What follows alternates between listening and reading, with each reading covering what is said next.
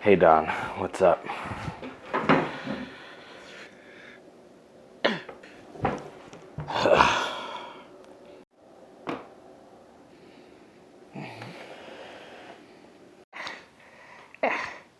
What's up, man? Yeah, Don. What's good? I was thinking, I know you just got home, but you want to go to on a walk or play some video games or watch a movie or something? No, I'm not really in the mood. Just feeling kind of depressed. Just feeling a little lonely is all. You feeling lonely? And I saw some video, and I think the reason I'm feeling lonely is because, I don't have enough self-love, and I keep going to relationships Mm-hmm. and I just have low self-esteem as a result of that. Mm-hmm. Figure out how to love myself by myself, and just by figuring it out on my own.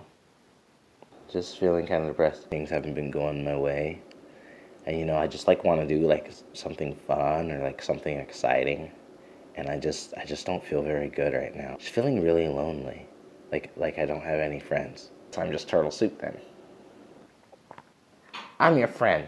I've been your best friend what now, 2, 3 years now, and we've gone through the toughest times and we've moved through a lot together, and we've had a lot of fun, right? Wouldn't you say? Of course, you've always been my friend. I love hanging out with you. Exactly. So, know that I'd never say anything that I didn't think was good for you. And right now, you're being stupid. Why are you calling me stupid?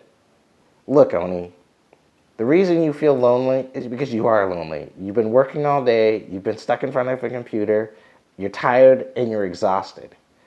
It's not about self-love. And maybe it isn't very loving to slave over 8 hours a day working on a computer so you can have a decent life.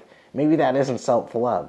But one thing I do also know isn't self-love is isolating yourself from people who want to connect with you out of some deluded fear that they'll take over your life because you don't have an established enough boundaries.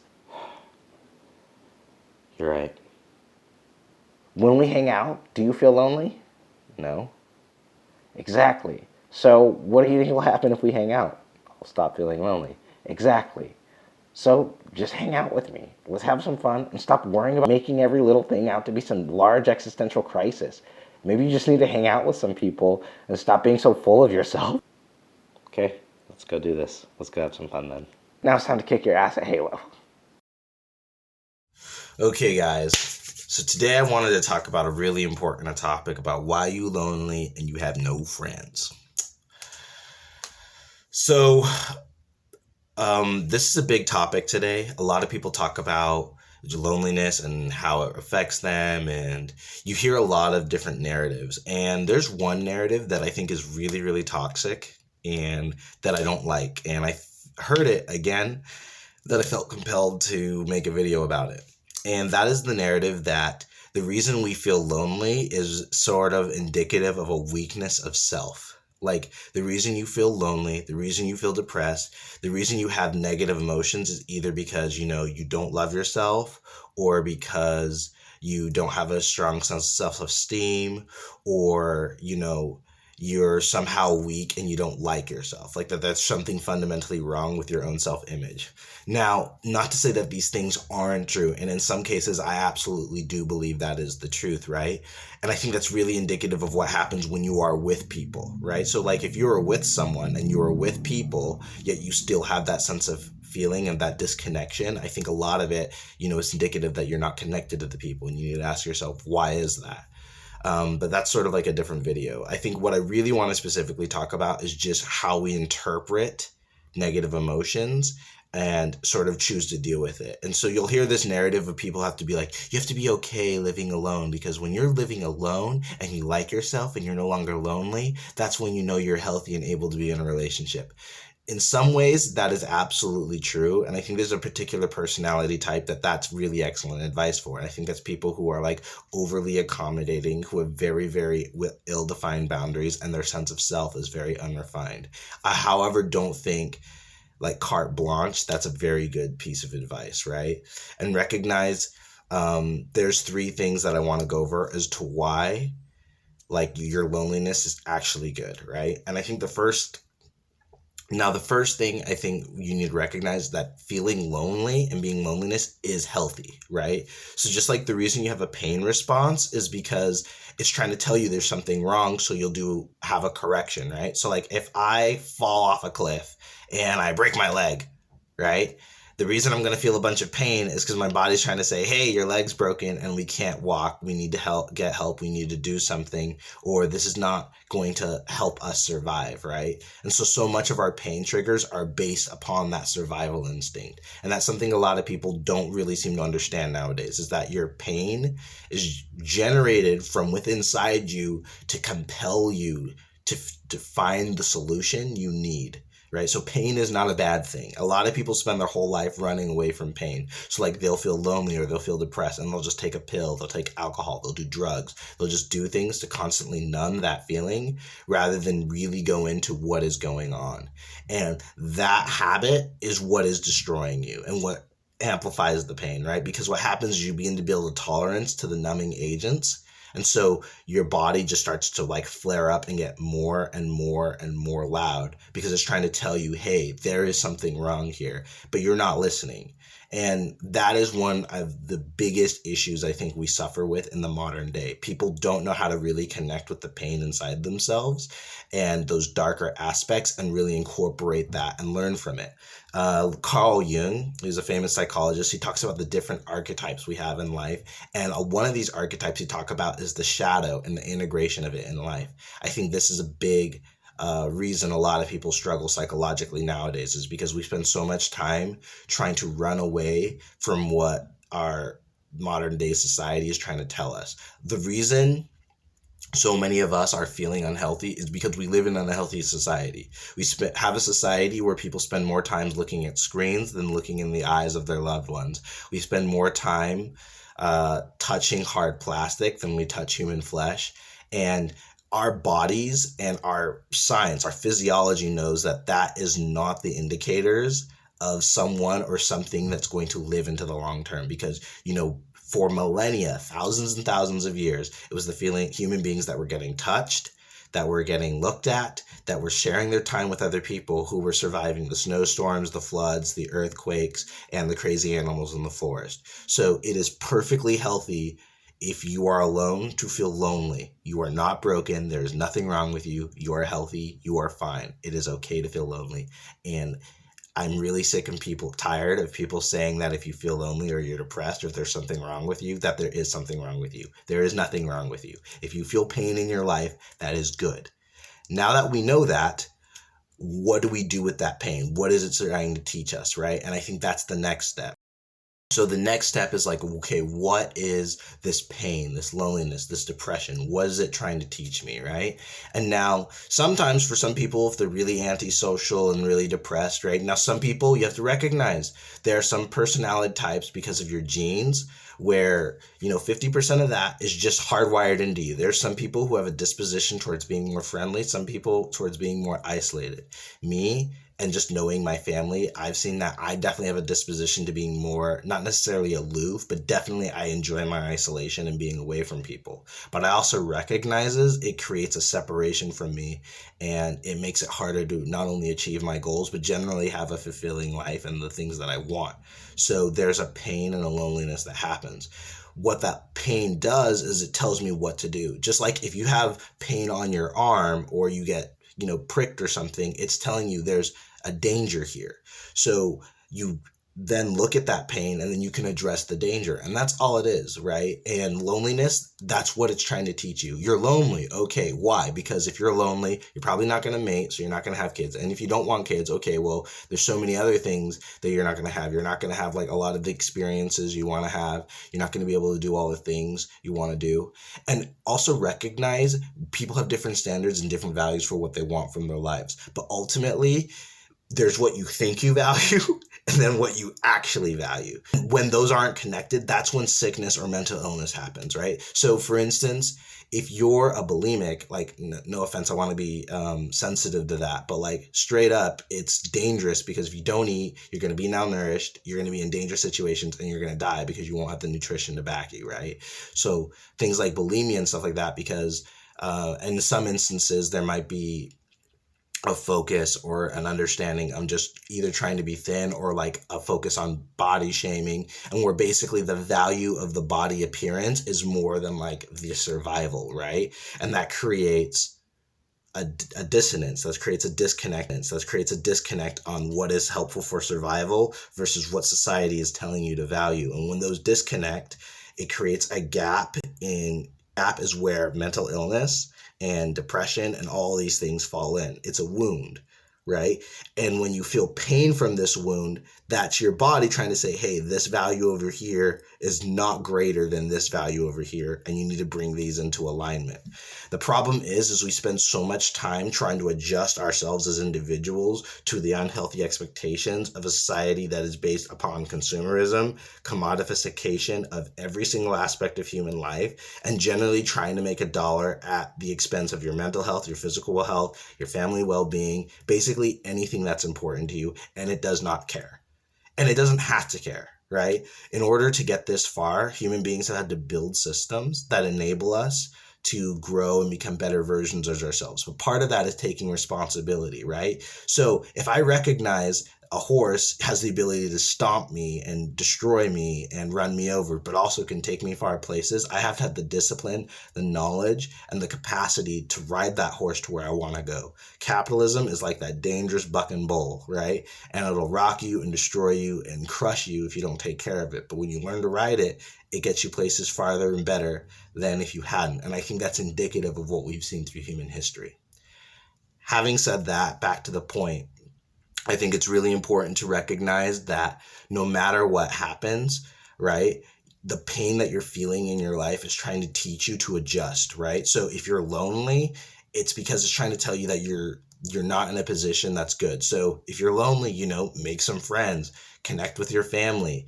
Or if you feel depressed, right, and things like that, it's trying to tell you, okay, maybe there's something you're not doing correctly in your life. Maybe you're not getting enough sleep. Maybe you're not doing work that's fulfilling to you. Maybe generally what you're exposing yourself is wrong. And recognize that sometimes if you're just not taking accountability and you spend all your day on social media, all your day, swiping on Tinder and all these things that are generally not built to build a healthy human being, you're not going to feel good. And don't be surprised by that. Right? So if you spend all your day on social media, you spend all your day, watching television shows, if you don't actually interact with people, you don't say I love yous, and you spend a lot of time doing like hateful things and things that are stressful, of course you're going to feel bad, right? Because human beings are not wired to be contentious and like constantly be in communities where we're fighting, right? We're actually meant to try and get along, and that's how the way we're hardwired, because that's what enabled us to survive for so long. So now that you recognize, okay, I'm lonely or I'm depressed or whatever, and this is unhealthy, right? And I'm supposed to learn that, okay, maybe it's taught me that I'm antisocial. Maybe it's taught me that I'm not good at something. Maybe it's taught me that this is an unhealthy aspect, right? For whatever's going on with you. Now it's like, what can you do about it? Now, I think it's really important where self-awareness comes inside, right? Now, most of the people, I think, if you got this far in the video, you're trying to build your sense of self-awareness. Because frankly, a lot of people aren't. And that's one of the biggest problems that happens. It's funny because in a modern day, we've become more and more self-focused than ever. And it's hilarious that the more you focus on yourself, the less aware of self you become. So a lot of people don't recognize, you see all these people constantly taking selfies and constantly looking at themselves, constantly trying to dress up their appearance and constantly putting themselves at the center of the world. And then because they lack the ability to see from others, they can't see themselves at all, right? And a good example is this, is the only way you can see yourself, and this is an analogy, the only way you can see yourself is through reflection. Think about it. Unless you had a mirror, unless you had a phone, unless you had a pond, you would never be able to see yourself. The only people who ever see you are other people. So the only way you'll ever gain an awareness of yourself is through the lens of other people. A good example is that without a mechanism or something helping you, you can't ever see what's behind your head, and that you've never directly looked at your ears before. Think about that, right? You've never smelt your back, right? And there's so many parts of you that others have instant access to. Like, I can look at someone and I can see the back of their head, the back of their neck. I can see their ears. I can see their nose. I can see dimensions of their mouth and their face that they have never directly seen before. They have only ever gotten that experience through a facsimile, right? And a facsimile meaning they've never directly experienced it, right? Like, they can touch themselves, right? But they've never, and that's probably the most direct experience they've ever had in truly experiencing themselves. So the way we gain self-awareness is by creating empathy and reaching out to others, right? And that's what ultimately loneliness is trying to teach you, that in order to find yourself, you must lose yourself. That's a phrase from the Bible, right? Where Christ says, those who find themselves in me will lose themselves in me. Those who lose themselves in No, okay, I'm saying that wrong. Man, I shouldn't ad-lib this. I should look this up. I'm going to look this up, and then I'm going to edit this out, or maybe I'll keep it in. But yeah, this is kind of embarrassing. I like knowing these things at the top of my head. But yeah, I'm getting old, right? And that's what happens. I read a lot, but I try to read the Bible every day, but I haven't read this verse for a while. Find themselves. This. Whosoever will find himself, whosoever finds his life will lose it, and whoever will lose his life shall find it. So it's like, whosoever will look to save their life will lose it, and whoever looks to lose their life will save it. And that's the thing, is so many people, when you're loneliness, it compels you to go in, right? But that's what's creating the pain. And that's where we have to really take the understanding, that counterintuition, and reach out. Like, you have to do that. It is so important, because then what happens is that malformation of like self-survival begins to break, and then you begin to move out into a different vibration. Because anything that is done, it's like trying to walk on a bad ankle. If you're trying to walk on a bad ankle, more often than not going to make it worse. But, right after you sprain it, or like before it swells, especially when you're doing athletic training, you realize it is good to actually keep walking on it, and then, get some ice, and these things from the external world come and help it out. And that's something a lot of people don't recognize or understand. Like, I think one of the biggest dangers we need to recognize, especially if you're young and watching this, something that's really important, is one of the biggest dangers you will have in your life is the deep self-centeredness of today, a deep justification for narcissism and selfishness that is going unchecked in our society. And it is extremely dangerous. And you're going to see and you're already starting to see it now, but in the next 10, 20 years, you're going to see a whole legion of lonely, sorry people who are struggling, right? And they're not going to be able to break out of it, because the way our brain works, when you're young, so many of your habits and the way you think is formed when you're young. And then when you get 20, 30, it's like a cycle. So if you're on a cycle and you spiral downwards, and you spiral down long enough, you're just going to keep going, right? That's why you see those old people who've just been stuck in their own ways, and they don't learn, and they're non-dynamic, and they're just never going to change, right? Then you see people who are very open-minded, very dynamic, and that's why, like, you have guys like, Steven Spielberg, or like Martin Scorsese, and like all these guys who can just keep doing all this stuff forever, because they've trained themselves to be dynamic and flexible. And that's what, especially if you're young, you need to do. And one of the biggest things you need to recognize is you will never do anything great alone. Let me say that. You will never do anything great or even substantial if you are alone. You cannot do it, right? And a lot of people have this false identity of independence because we've built a society in the Western world based around individuality, but you need to recognize that is a falsehood. It's not real.